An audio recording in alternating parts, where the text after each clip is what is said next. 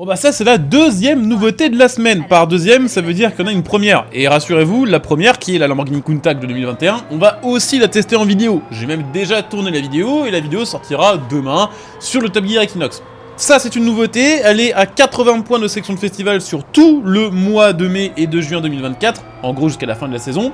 Et pour la débloquer, il fallait attendre hier. Pourquoi? Parce qu'il fallait 2 points bonus qu'on pouvait récupérer via les Forzatons quotidiens pour pouvoir atteindre 80.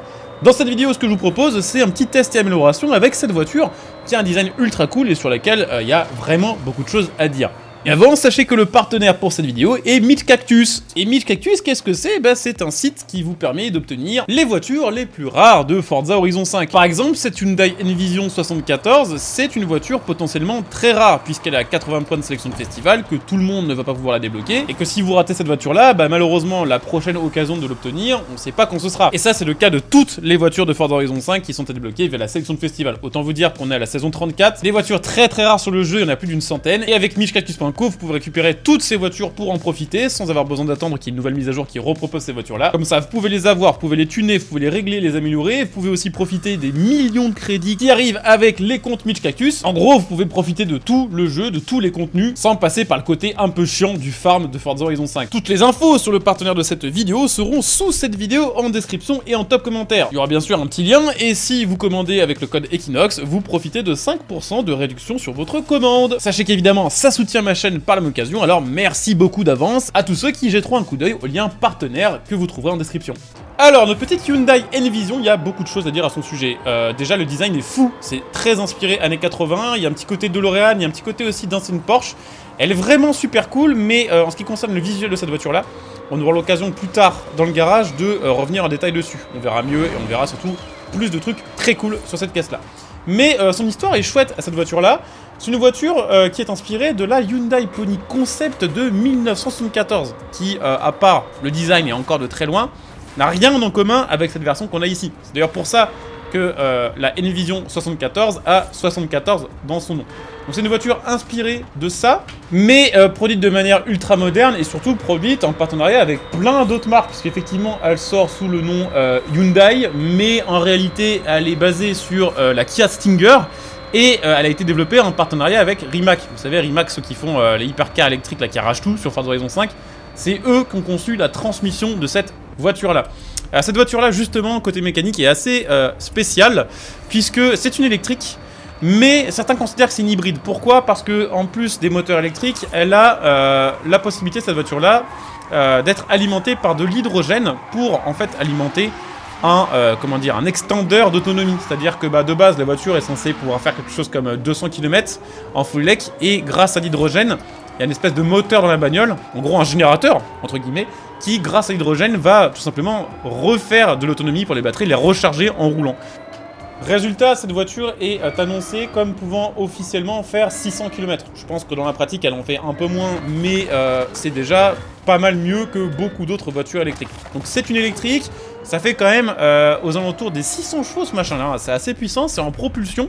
Ça c'est quand même plutôt cool parce que c'est vrai que la plupart des électriques maintenant sont 4 roues motrices, ce qui forcément change beaucoup le feeling de conduite, qui n'est pas du tout comparable à celui d'une propulsion. Après c'est assez lourd. Forcément, c'est une électrique, et en plus de ça, bon, il y a les réservoirs pour l'hydrogène, tout ce qui va avec, donc c'est pas léger. Ça fait presque 2 tonnes, ce machin-là, hein, donc c'est voilà, c'est quand même pas du tout de la catégorie poids-plume. 2 tonnes, 600 chevaux, 0 à 100 en 4 secondes des poussières, c'est pas spécialement impressionnant. On est d'accord qu'on a vu des électriques sur le jeu moins puissantes que ça faire beaucoup mieux. Et VMAX 250. Donc c'est pas ahurissant en termes de performance, et de toute façon, ça se ressent, hein, les gars, quand on conduit la voiture, on sent bien que c'est pas dingo, hein. Alors ça, du coup, si je dis pas de bêtises, c'est la partie hydrogène de la voiture, c'est l'espèce de bloc là qui va faire le prolongateur d'autonomie. À l'arrière de la voiture, si je dis pas de conneries, je vais vous montrer ça juste après, on a les réservoirs d'hydrogène. Et surtout, c'était pour vous montrer un peu plus en détail l'aspect de la voiture, parce que l'aspect est vraiment incroyable en fait. Tout est fait pour que ça vous rappelle les années 80, mais en fait, tout est fait de manière moderne, avec des lignes modernes, des lignes plus précises et plus acérées, disons. Et ça, franchement, ça rend super bien. Si le futur de l'automobile, c'est ça, bon, avec un moteur thermique, franchement, je vote carrément pour. Donc voilà, petit réservoir d'hydrogène. Et puis retour du coup sur ce truc un peu chelou, voilà. Et effectivement, je pense au début que c'était une hybride, c'est-à-dire que ça fonctionnait en même temps que l'élec, mais non, c'est un prolongateur d'autonomie. Donc c'est un peu chelou. Voilà, après, que vous dire de plus sur cette voiture-là? Les performances sont correctes, mais la conduite est un peu chelou de base.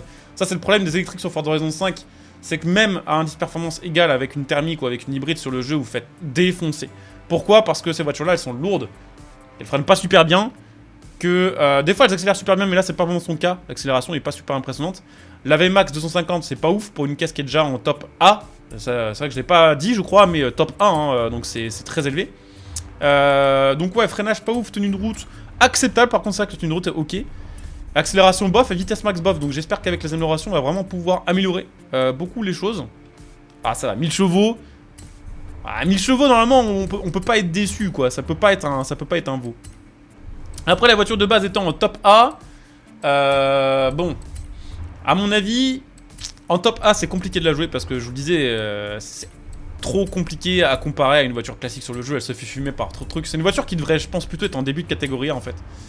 Mais peut-être qu'on peut la monter en top S1 et peut-être qu'avec les réglages top S1, elle devient intéressante, c'est possible. Après, bon voilà, il y a plein de choses qu'on peut améliorer. On est en 880, donc elle doit pouvoir monter en top S1, j'espère. Parce que si elle n'y va pas, on va dire qu'elle n'a pas beaucoup d'intérêt pour le rival, elle n'a pas beaucoup d'intérêt pour les courses. La plupart des gens cherchent quand même sur le jeu à rouler avec des voitures qui sont en top catégorie en fait. Donc si la voiture s'arrête genre en S1 830, ça va être compliqué pour elle. Hein. Ok, donc on peut lui enlever... Putain, c'est marrant ça, quand on lui enlève l'aileron, je trouve qu'elle a un cul un peu de Nissan 400Z. C'est cool en vrai. Donc ça, c'est les améliorations. Il n'y a pas beaucoup de choix. Hein. Et la voiture n'est pas en top S1. Donc ouais, vous voyez, c'est pas ouf les stats. Hein. 1,9 en jets latéraux. Ouais, on a gagné beaucoup de poids, mais la caisse est très lourde de base. Donc c'est pas dingo. Après, on va passer un peu de temps à regarder les réglages. Comment ça? Ah, on peut... Quoi? Comment ça, on peut pas régler la boîte de vitesse? Ah ouais, lol, what the fuck? Ok, alors ça... Oh là, ça c'est vraiment dommage pour elle, hein, par contre. En gros, la voiture, vous pouvez pas améliorer en boîte course. Donc la VMAX, elle est bridée à 250, on peut rien toucher. Et 250 en S1, là, c'est ridicule. Genre, il y a des voitures qui font ça en marche arrière, en fait. Ça, c'est un peu dommage pour elle, quand même, voilà. Donc, à mon avis, côté performance, faut pas s'attendre à du très très lourd. Cette caisse-là, en gros, ce qui est cool, c'est que son design est chouette. Et que, si je dis pas le bêtise, c'est une des premières voitures sur le jeu qui utilise des technologies liées à l'hydrogène. Je connais pas d'autres voitures sur le jeu qui sont basées sur l'hydrogène. On va faire un truc. On va mettre les 4 roues motrices. Pourquoi? Parce que 4 roues motrices... Avec un peu de chance, par défaut, ça nous met en boîte course et on va pouvoir régler la VMAX. Donc je vais regarder ça, je vais essayer de faire un réglage et on se retrouve de suite pour tester ça, tout simplement, en fait. Bon, on va se lancer direct une petite course, comme ça on est fixé sur les performances de la voiture. Wow. On se fait déposer. Putain, c'est chelou parce qu'elle a 1000 chevaux et franchement elle accélère pas du tout comme une caisse qui fait 1000 chevaux. Enfin, en tout cas, le 0 à 100. Par contre, une fois qu'elle est lancée, il y a moyen que ça accélère. Ouais, ça accélère fort quand même. Ah, c'est chelou à conduire, vous savez quoi? C'est vraiment... C'est malheureux pour elle parce que je pars vraiment sur cette casse-là avec un a priori positif. Juste parce que le design est incroyable. Et parce que je trouve ça trop cool qu'une marque comme Hyundai, qui de base faisait des voitures de daron, très clairement, des voitures, voilà, des routières qui sont faites pour aller du point A au point B sans voilà, avoir plus de prétention que ça, à part qu'elles sont fiables la plupart du temps. Bah, ça fait quelques temps que Hyundai tente des trucs sportifs. Et ben, je trouve que la plupart des caisses Hyundai sportives pour l'instant sont trop cool. Donc effectivement j'avais de grosses espérances pour cette caisse là. Et bah malheureusement c'est un peu le cas de toutes les voitures électriques sur le jeu. Il n'y en a aucune qui est méta. Enfin, arrêtez-moi dans les commentaires si je me trompe. Mais à part sur Forza Horizon 4 par exemple, on avait la IDR qui était une électrique qui était monstrueuse.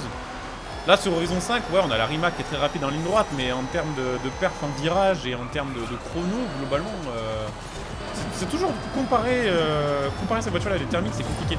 Je pense vraiment que l'indice performance est juste trop élevé. C'est-à-dire que là, on sera en top A par exemple, elle serait cheatée, on est d'accord, mais elle vaut pas du tout une top S1. Je pense que les voitures sur le jeu, les électriques, elles sont trop hautes au niveau de l'indice performance parce que bah, la physique du jeu considère qu'elles ont des accélérations démesurées. Mais elles ont pas tout le temps des accélérations démesurées. Genre là, celle-ci, elle marche très fort de 100 à 200, mais en dessous de 100, il n'y a rien, et au-dessus de 200, ça se calme de fou. Donc la stade d'accélération fait monter l'indice perf de ces voitures-là, alors qu'elles sont pas dingues derrière. Donc voilà, conduisez-la pour le style, débloquez-la parce qu'elle est cool et parce que bah, technologie hydrogène sur le jeu, c'est assez exclusif à celle-ci, hein, si je dis pas de bêtises. Encore une fois, si je me gourre, dites-moi en commentaire. Et puis voilà, parce que pour la collection, c'est important. Si vous voulez toutes les voitures rares, celle-ci, il la faut, de toute façon. Donc rassurez-vous, je disais dans l'introduction de cette vidéo, On va se tester la Countach sur le Top Gear Equinox. J'ai hésité à faire ceci sur le Top Gear Equinox au début, mais en fait quand je vois les pertes maintenant, je suis content de l'avoir fait parce qu'on aurait fait un chrono épouvantable. Donc pour résumer, Vmax pas folle, accélération pas folle, freinage par contre qui est bien maintenant avec les améliorations et tenue de route qui est très bonne, ça il faut le dire, le châssis il assume de fou et elle est, je pense qu'en termes de virage pur et dur, je pense que c'est la meilleure caisse non hypercar électrique en termes de tenue de route, donc ça c'est cool. Donc il y a des trucs positifs et des trucs moins bien. En tout cas, là, comme je vous le disais, on va tester la Countach demain en vidéo. Rendez-vous pour le Top Gear Equinox de la Countach demain. En attendant, merci à vous d'avoir suivi cette vidéo. S'il vous a plu, comme d'hab, vous savez comment faire pour aider. Vous pouvez liker, vous abonner, checker les liens de soutien de la chaîne. Il y a le Twitch pour les lives. Il y a moyen, si vous souhaitez, du coup, de le follow pour être notifié des prochains lives. Vous pouvez utiliser votre Prime pour donner un coup de pouce. Il y a le lien Instant Gaming avec des jeux pas chers à acheter en soutenant la chaîne. Et puis, il y a bien sûr le lien partenaire de cette chaîne pour cette vidéo, Mitch Cactus. Voilà, merci d'avoir suivi, je vous dis à très bientôt pour une nouvelle vidéo. Bonjour à tous, ciao.